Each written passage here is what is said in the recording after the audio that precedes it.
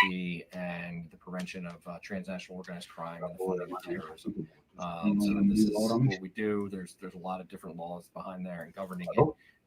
It's really a simple process. It's just a quick form. You can get them online. You can print them out and fill them out in advance. Many travelers do. So again, it's $10,000 per if you're a single traveler or per family unit, right? So if you exceed $10,000, buenas tardes, tengan todas y todos. Esto es una conferencia de prensa que está ahora mismo en vivo. Per family unit, so that means Parte de CBP, le hemos dejado para mi inglés, yo no soy un bilingüe.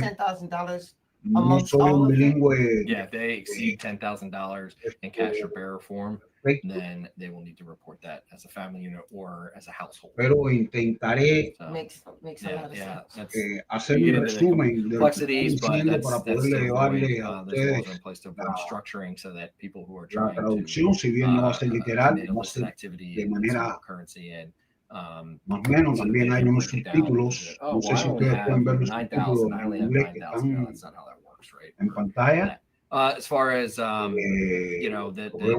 information is kept secure and private, I can assure you of that. The money is not taken. You are free to bring in whatever quantity of money you want as long as you declare it.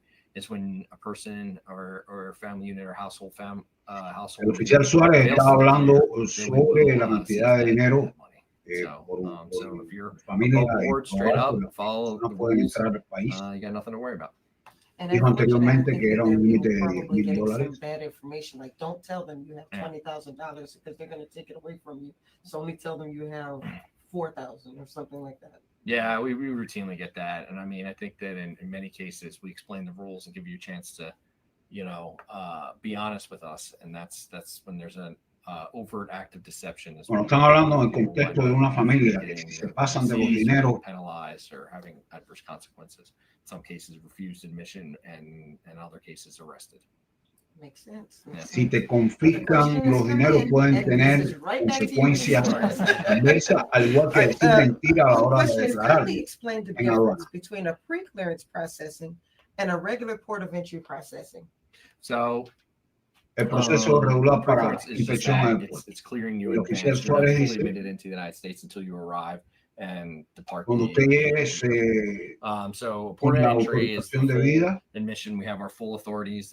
Port of entry in the United States, and you can come into the United States. Pre-clearance is something that is set up in countries outside of the United States, in coordination and with agreements with those countries' governments to. Es decir, la preautorización son acuerdos consulares que tienen entre los Estados Unidos, el Departamento de Estado, and you are admissible to the United States. Now, you could land in the United States, and if new information came up of a derogatory nature, making you inadmissible or having contraband. Están hablando de la admisibilidad acá en los Estados Unidos. An enabler and facilitation, the largest amount in Canada.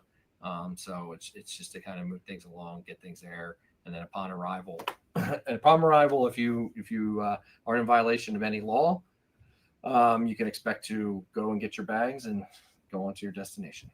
And may I add that global entry kiosks, portals, I'm even getting mixed up on the lingo, excuse me. Our portals and the app is available at even our pre-clearance location. So this is important it mirrors an exact replica, right, of a US. Bueno, evidentemente parece que están a toda la aplicación de CBP le están haciendo update. You just get off and go. How nice is that? But it's very nice. Yes. Global entry, para evitar el congestionamiento, como bien dijo ella ahora mismo lo acaba de decir, evitar el congestionamiento cuando usted llega. Just to clarify on that, so are you saying that esta herramienta está disponible a global entry partner country, I can still use my global entry benefits? It's a great question. So the answer is sometimes, and traditionally no, right? This is a U.S. program, so this is helping you enter the U.S. We do have Energize se llama el nuevo programa, está logrado de Estados Unidos. Hay algunos disponibles, ya sabes, hay preguntas, vamos recíprocos por ahí. But yes, there are some partnerships that we have. Y eso depende del país. Depende del país socio que quieren ellos y comenzarán. I can't speak for those other countries. Do your research, but there are some that exist which are great. Wonderful. So now I do want to make sure that we address something very seriously. As we mentioned quite a few times during this hour, there are going to be a lot of people visiting the United States this year and next year. And there are a number of different apps that can be used, a number of different ways that we can facilitate Estados Unidos este año, a safer, quicker arrival into the pude leer United muy, States. muy But one rápido. thing we do need to make sure of is that we let our visitors know that if they've received a visa, let's say about to be here for 90 days or what have you, they cannot overstay that 90-day period. So, Mr. Suarez, can you talk a little bit about how that works? And 90 of días. course, if you have something to add, of course. So, I mean, it's your term mission. The visa, the 90 Puedo day hablar un tends poco to solo, apply señora to Flores puede hablar visa waiver por travelers. plazo de visas en Federal 90 law is días. that it's nothing more, nothing Dice el less. señor Suárez, 90 days. la excepción de visas para viajeros, And then nada menos que 90 días. non-immigrant visa. Quiere The most decir, common one is a B1, B2 visitor for business or pleasure visa. está refiriéndose a la visa B1 o B2 para negocios o placer. So visa waiver cannot ask for Pueden ser time. usadas por They have to 90 leave. días y después It's 180 días. just black and white like that, cut and dry. Visas, if they do have to stay longer for whatever Este es el camino. circumstances, they can apply with U.S. Citizenship Immigration Services for additional time. Y tienen que quedarse. If you were, if somebody were to stay beyond the time of admission and not ask for permission, they would be out of status and illegally present in the United States. So being an Si no te quedas illegal como alien, and they un would be subject to ciudadano removal, ilegal, which is commonly known as deportation. In the case of ESTA, estaría they can sujeto a come la in under ESTA expulsión y and they would need expulsión, to por get supuesto, del permissions país. to apply for waivers and get a visa if they ever wanted to come back to the United States. For those who hold non-immigrant visas, your visa is Control de automatically apps, canceled. And again, Estados Unidos. you know, you need certain permissions to come back to the United States. And Estoy leyendo, estoy permissions traduciendo, are estoy legally escuchando, subject to removal, estoy poniéndolos en el at contexto any para point que in time. puedan entender un poco it's de qué va. right there on the spot. It's a simple process because of there. The other non-immigrant ones would in many cases go before a immigration judge. Más temprano le hicimos una pregunta al señor Vázquez We've been very active sobre CBP for months now and Home enforcing immigration law. So it's a serious y risk sobre that las you do not take. And posibles implicaciones. we give you. All right. Now, another question came in that Otra still pregunta. had been addressed related to what we were just talking about. But the question was, when should I apply for a visa if I want to go to the United States for the World Cup next year? ¿Cómo aplicar para una And visa para the venir a Estados answer Unidos? was, you can apply for your U.S. visa now. Demand ¿Cómo puedo to visit the aplicar para United una visa States. ahora Excuse me. para Estados Unidos? Not demand. We're not telling you to demand anything. Demand to visit the United States is high, and we screen every visa applicant thoroughly to uphold the highest standards of national security and public safety. So visit the website of the U.S. Embassy in your location to start the application.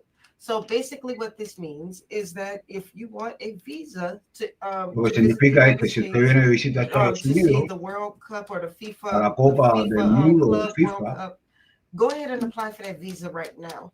And I would even venture to say if aplique you para la want visa con to tiempo de ahora mismo. apply for global entry or Nexus, which we didn't talk about a Con lot Nexus, today. que parece que But es if you una want to apply aplicación for these o programs, it's better to go un ahead and do sistema this nuevo. now so you give yourself time.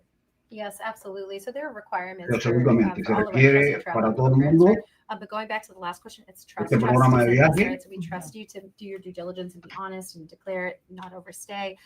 There are requirements to not only be eligible, but also obviously to maintain that membership, right? But yes, you are required to have a valid travel document. I mean, just the application itself, you're going to be asked your basic biographical information, all of your information, like your passport document, what entry document you have, whether that's a visa, passport, a permanent resident card, all of that you have to have that in order to apply. And then once that vetting process occurs, you will go for an in-person interview with a CBP officer at those various locations available. And that's where you're going to present it so we can verify that it's Repito, valid, that it's le dejo una expired, pregunta, right? That's voy where we will nuevamente take a more ponerle information, but preguntas. for the easiest A ver si streamlined way possible to complete those, yes, make sure you Son tan already have amables your y- passport, your visa, your entry document into the U.S. valid, ready to go before you apply, and of course during that interview for global entry. Okay. So it looks like we have another question coming in. So I'm gonna give that a chance to come in. So while we're waiting for that next question to come in, there it is. Okay. So we have heard a lot of questions in with our next live. So we are looking at doing a chat soon on the hiring process. So I did want to plug that out there for those of you who are looking for careers within CBP. I'm probably young in the agency. I've only been with the agency a few months, and this is a great agency to work for. As you can see, there are a lot of different parts of CBP that you may not always realize. So that's what I think is really awesome about what we do. So just be looking for that next chat where we'll be talking about the hiring process. So I did want to plug that, but now I want to come back to you all. What is that one piece of advice? I know we talked about a lot today. What is that one piece of advice that you would give somebody who's planning on taking an international trip this summer? Because we know this is acerca de los viajes internacionales para los knowledgeable. Read up on that. The processes a little bit can go a long way. So me personally, when I travel abroad too, I like to kind of streamline and obviously the right things that you need to get through, whether it's that flight or long journey or whatever, but minimize where you can. That'll expedite your process. Pensé que hablarían knowledge is and like Matt said, CBP Home, people don't think about the agriculture side of things and the food and souvenirs, and you might be buying something and not realize that it's actually an agricultural product. So research goes into that. Look that up. Like I've already said, there's a know before you go section on cbp.gov.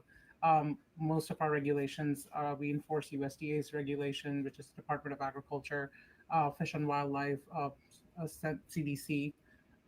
So definitely reach out, look at those websites. We have links on our website that take you, depending on what kind of material you're bringing in. This would kind of give you an idea of what to prepare for and what isn't going to be allowed. So research, and if you don't know, declare. And one of the agricultural specialists will let you know. There it is. My advice would be take advantage of all of these different programs, right? Some of them cost money, but then there are some answers that maybe some credit cards will reimburse you. There's mobile passport control that is free of charge, right? There's all of these different options. Pick the program that's right for you. And if there is a barrier there, really think about what that barrier is and further research. Challenge yourself to get in there. I will say that global entry, right? So we all love the program. If you have it, I think you know it. But if not, research it. We give you a global entry card that has additional benefits, not just for the land border, but it's also can be used at the TSA checkpoint. A lot of people don't realize this, right? But TSA has, I think, changed their requirements, right, for something called a real ID. Yes. And although we don't want to speak on behalf of TSA, we can confidently say that the global entry card can be used and is an acceptable form of documentation. So that's really helpful, right? So continúan hablando sobre el global entry, que es una tarjeta para cuando usted regrese al país. Absolutely. And if I could just reiterate, y que bueno, los grandes eventos que se van a desarrollar, las personas que están fuera de los Estados Unidos, visas con tiempo que están habilitando un programa para ellos. Are confident that their private information is secured. Yeah, absolutely. I mean, and I care about that as well, right? Us as private citizens, we have families as well, and this is equal importance to us.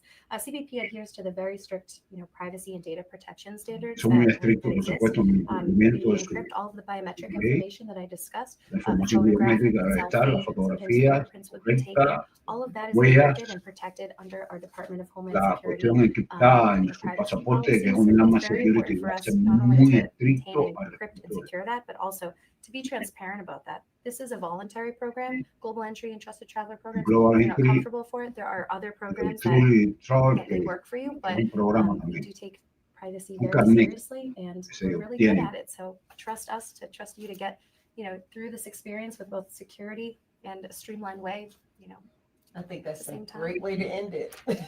Thank you so much. I want to thank all of you for just the great information that you shared today. And I'm hoping that those who were watching were able to get something out of this, because I know every time I do these chats, I learn something new. So thank you for that. And I want to thank all of you. So that does it for this edition of CBP Travel Chat. And we thank you for all of your questions, and we wish you the best. If we were unable to get to your question, please visit the CBP Information Center at www.help.cbp.gov. Thanks again, and have a safe summer. Sí, esta conferencia fue evidentemente Fue la conferencia para lo que se viene en el verano. Debido a las cuestiones festivas, pensé que iban a dar algo nuevo, no dieron nada nuevo. Yo le hice un par de preguntas, no las respondieron. De hecho, pedí entrevistar al señor Vázquez. Veremos si me dan la posibilidad de entrevistar. Bueno, señores, esto fue algo breve, de 15 minutos. Intentaba llevar una última hora, pero no está. Gracias.